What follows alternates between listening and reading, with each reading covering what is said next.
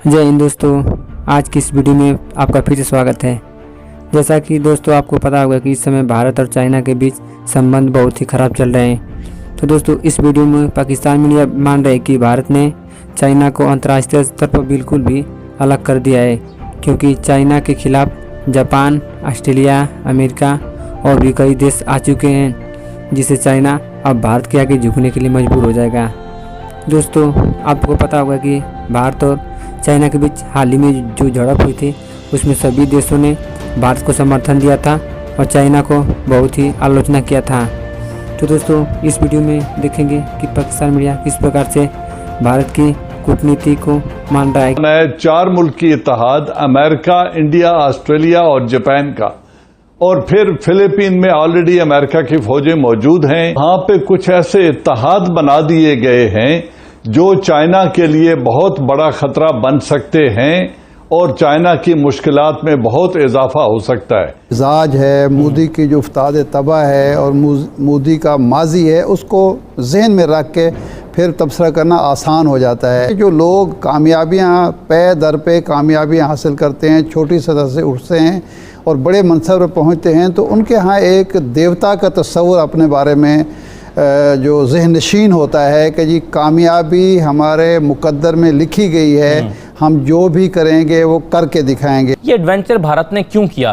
क्या उसकी कोशिश लाइन ऑफ एक्चुअल कंट्रोल को बदलने की थी? भारत क्या उस इलाके पर भी कब्जा करना चाहता है जो जहां पर चाइना का इस वक्त कब्जा है?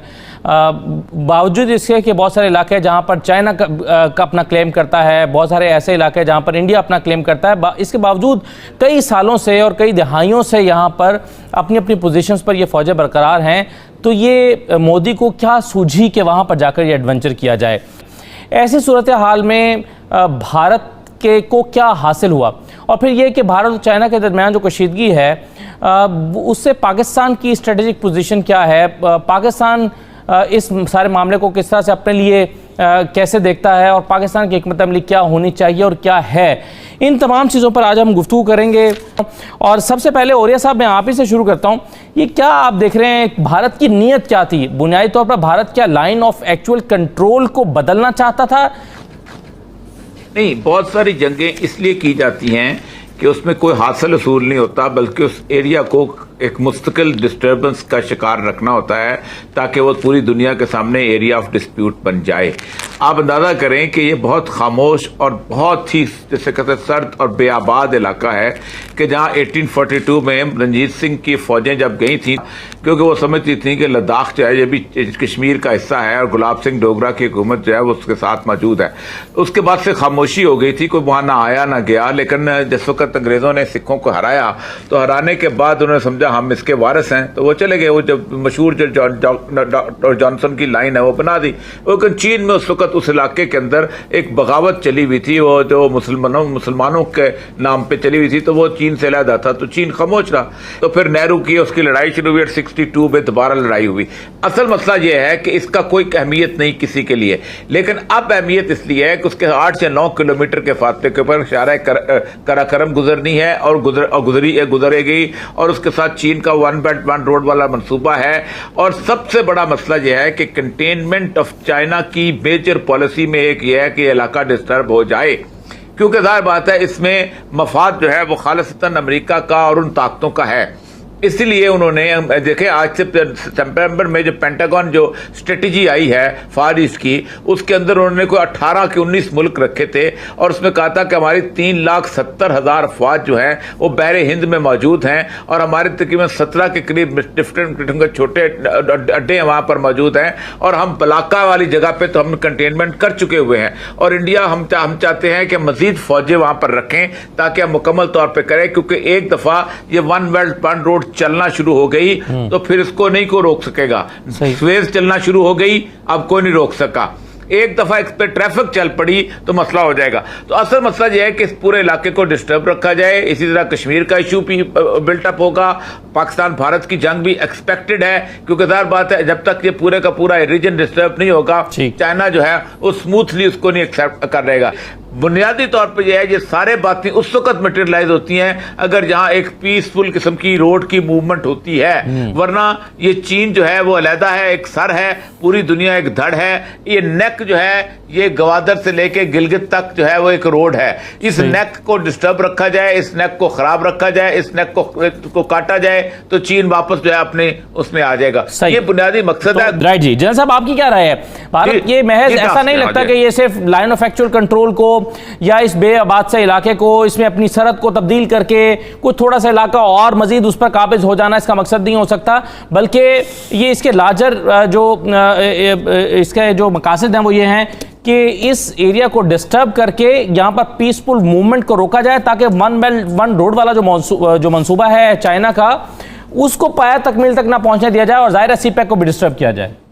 जी मेरे ख्याल में औरिया मकबूल जान साहब बिल्कुल दुरुस्त कह रहे हैं। मैं इसको मुख्तसर दूसरे अल्फाज में आसान अल्फाज में बयान कर दूं कि ये अमेरिका इंडिया गठजोड़ की प्रैक्टिकल मैनिफेस्टेशन है। जो कुछ इस वक्त कश्मीर में हो रहा है और जो कुछ कश्मीर की वजह से लद्दाख में हो रहा है, ओवरऑल इसका मकसद है एक जो स्ट्रेटेजिक टर्म यूज होती है कंटेनमेंट ऑफ चाइना, ये है एनसर्कलमेंट ऑफ चाइना, क्योंकि साउथ चाइना सी जहां से चाइना का $5 ट्रिलियन का ट्रेड होता है, वहां पे कुछ ऐसे इत्तेहाद बना दिए गए हैं जो चाइना के लिए बहुत बड़ा खतरा बन सकते हैं और चाइना की मुश्किलात में बहुत इजाफा हो सकता है।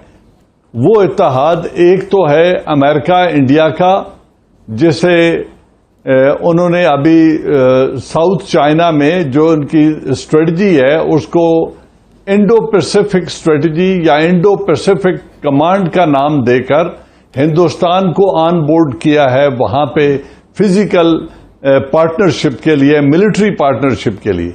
दूसरा वहां पे इत्तेहाद बना है 4 मुल्क की इत्तेहाद, अमेरिका, इंडिया, ऑस्ट्रेलिया और जापान का। और फिर फिलीपीन में ऑलरेडी अमेरिका की फौजें मौजूद हैं।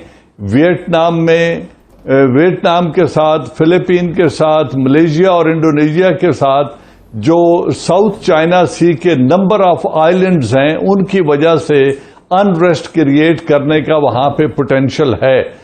उस चीज को ऑब्विएट करने के लिए, उससे बचने के लिए और अपने इंटरनेशनल ट्रेड को जारी रखने के लिए चाइना ने इस चीज को बहुत पहले भांप लिया था और उन्होंने बेल्ट एंड रोड इनिशिएटिव का आगाज कर दिया था। ये था ताकि वहां अगर कुछ होता है मुझे तो 1.25 अरब आबादी। जी मुझे सर एक छोटा सा ब्रेक ले, अपनी बात को मुकम्मल कर लीजिएगा, लेकिन एक और सवाल जो आप दोनों की बात से मेरे जहन में पैदा हो रहा है वो ये कि अगर मंसूबा इतना बड़ा था, जो ब्रेक पर जाने से पहले बात हो रही थी औरिया साहब का और जनरल एजाज अवान साहब का ख्याल था डॉक्टर साहब कि ये बुनियादी तौर पर भारत चाइना के वन बेल्ट वन रोड को डिस्टर्ब करने के लिए, सीपैक को मुतासर करने के लिए और इस इलाके में कशीदगी बरकरार रखने के लिए ताकि इन्वेस्टर्स को और बाकी लोगों को ज़रा एक खौफ में मुब्तला किए रखे, उसकी ये एक्टिविटी थी बुनियादी तौर पर जो इस वक्त जो कुछ दिन पहले गलवान वैली में हुई या लद्दाख में जारी है। आपके ख्याल में, जो मैं सवाल उठा के गया था ब्रेक पर जाने से पहले, कि अगर ये इतना अहम टास्क है, इतनी कमज़ोर मनसूबाबंदी क्यों थी आपके ख्याल में? देखिए, मेरा नहीं ख्याल कि कमज़ोर मंसूबाबंदी थी।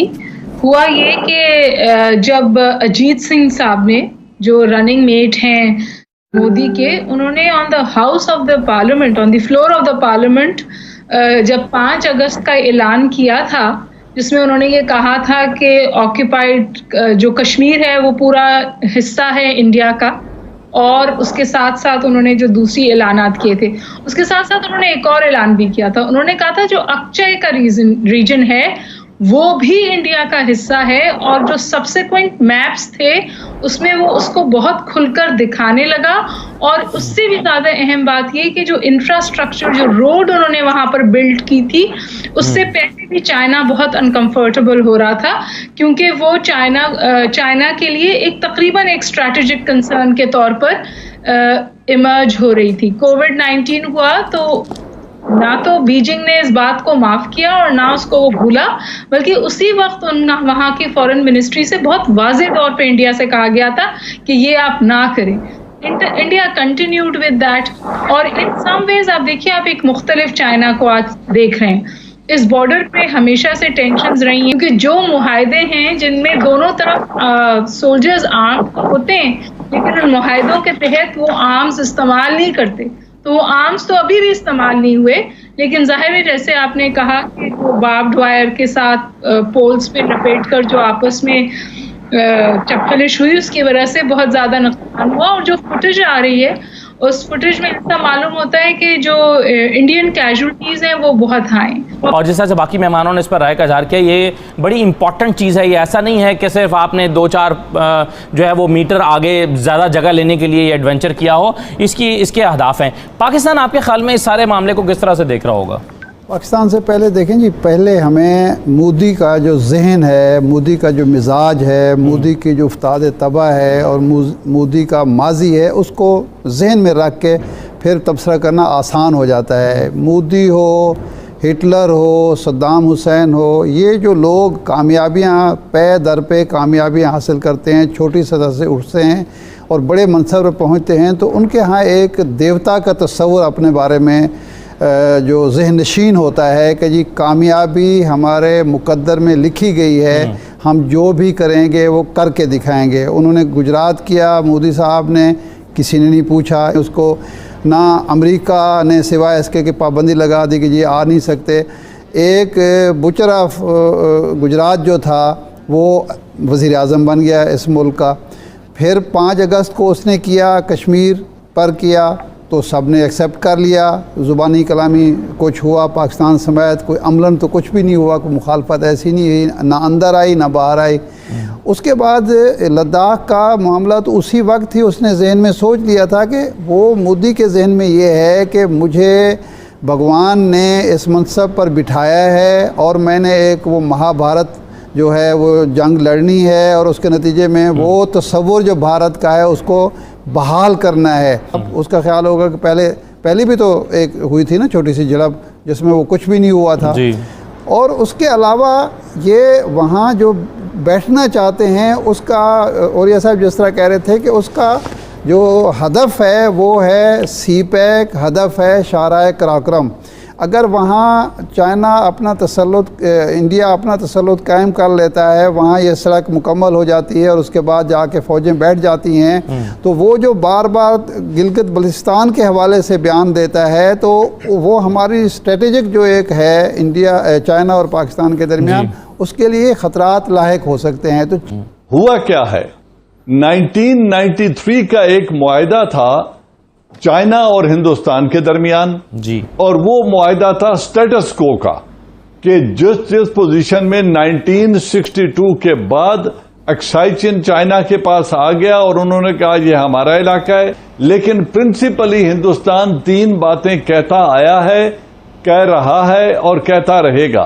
पहली बात यह है, वो तिब्बत को चीन का हिस्सा नहीं समझते, एक बात। दूसरी, वो कहते हैं पूरा लद्दाख हिंदुस्तान कश्मीर का हिस्सा है। जैसे अभी औरिया साहब ने पहले बात की कि लद्दाख गुलाब सिंह स्टेट का हिस्सा है और ये कश्मीर का हिस्सा है, तो उन कंप्लीट लद्दाख को, जिसमें से बेशतर हिस्से पर चाइना काबिज है, वो उस कब्जे को तस्लीम नहीं करते।